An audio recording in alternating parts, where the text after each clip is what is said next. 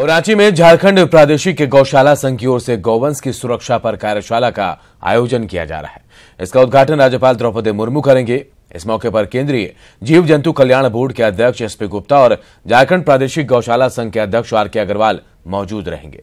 समारोह के दौरान गौवंश संरक्षण के लिए पुरुषोत्तम दास झुंझुनवाला और रामपाल नूतन जी को गौ रत्न पुरस्कार से सम्मानित किया जाएगा। साथ ही 9 गौशाला को गौ सेवा सम्मान दिया जाएगा।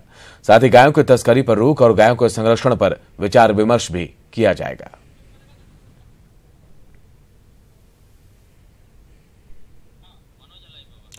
और मनोज हमारे सहयोगी इसी खबर पर हमारे साथ जुड़े हुए हैं। मनोज, कहीं ना कहीं कह सकते हैं गौ संरक्षण और गौ तस्करी पर रोक को लेकर बड़ा कार्यक्रम है और शायद इससे काफी मदद मिलेगी गौ संरक्षण को लेकर।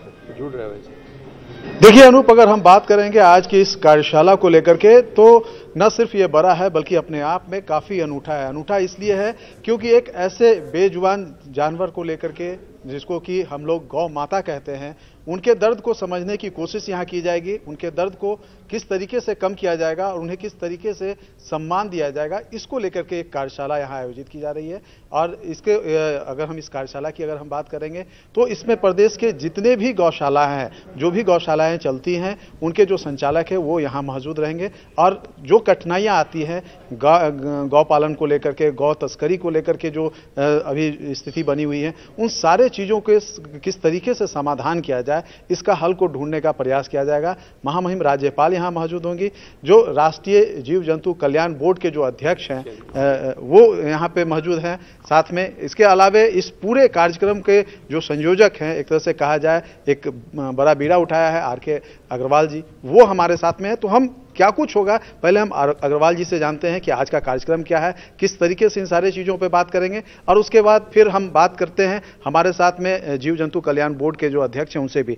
अग्रवाल साहब, आज का जो कार्यक्रम है अपनी तरह से एक तरह से कहा जाए तो एक अनूठा कार्यक्रम है, एक ऐसे जानवर के विषय में जो अपनी पीड़ा किसी को बयां नहीं कर सकता। देखिए, मैं सबसे पहले तो आपको ये बताना चाहता हूँ कि जो हमारे शास्त्रों में और हमारे संतों में और हमारे कर्म के द्वारा जो गौ माता, जिसे हम माता के नाम से जानते हैं और माता के नाम से पुकारते हैं, लेकिन वो आज रोड पे दर दर की ठोकरें खा रही है, भटक रही है, और हम उसे जानवर या पशु के नाम से कहते हैं। ये हमारे लिए डूब मरने की बात है, ये हमारे लिए बहुत ही शर्म की बात है।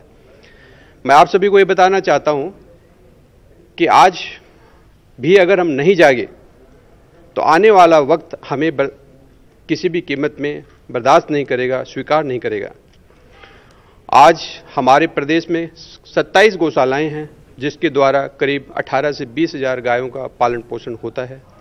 लेकिन आज आप भी जानते हैं और ये प्रदेश में गौ तस्करी का काम पूरे जोरों से चलता है, उसको रोकने के लिए। तो आज अगर हम बात करेंगे तो जो 27 गौशालाएं चल रही हैं उनको लेकर के यहाँ पे बातचीत होंगी।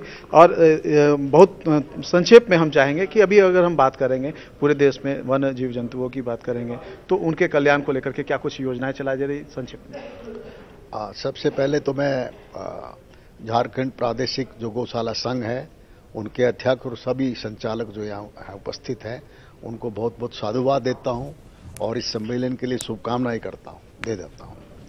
ये एक बड़ा पवित्र कार्य है। गौ माता को उसका उचित स्थान मिले, उसकी सेवा हो, उसका संवर्धन हो, उसकी सुरक्षा हो, इसको मध्य में रखते हुए आज यहाँ पर एक चर्चा होगी और महामहिम राज्यपाल जी उसमें होंगी। तो मैं समझता हूँ ये एक बड़ी सार्थक ये चर्चा होगी। और जो बड़े गंभीर विषय हैं, जैसे आपने अभी बताया, तस्करी का विषय है, संवर्धन का है, और जो सड़कों पे घूमते हैं हम इनको आवारा बोलते हैं। तो बोर्ड ने इस पर बड़ा